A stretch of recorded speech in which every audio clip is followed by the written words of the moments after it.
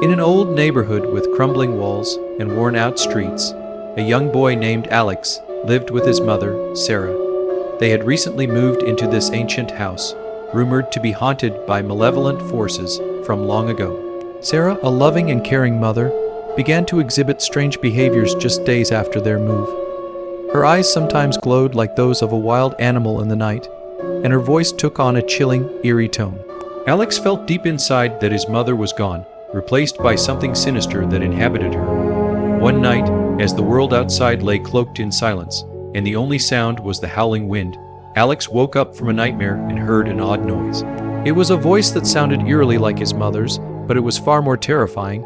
He cautiously climbed out of bed and tiptoed to the living room. There, in the darkness, sat his mother, chanting in a strange tongue, her words incomprehensible and haunting. Fear gripped Alex as he pressed his hand against his pounding heart. Suddenly, his mother turned to him, her face contorting grotesquely. Her eyes were now black and lifeless, and a malevolent smile unfurled across her lips. "Come closer, Alex. I have a game for you."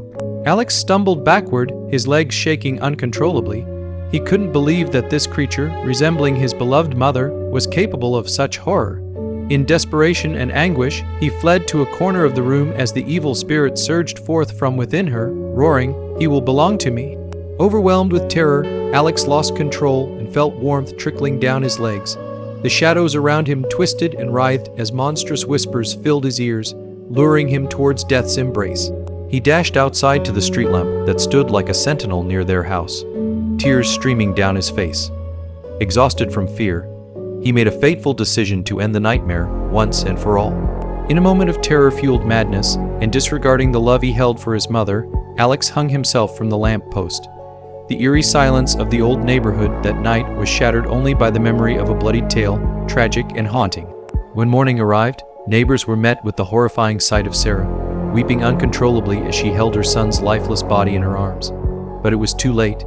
The ancient shadows had claimed what they desired. Their house was no longer empty. The malevolent spirit now resided within Sarah, continuing its sinister existence.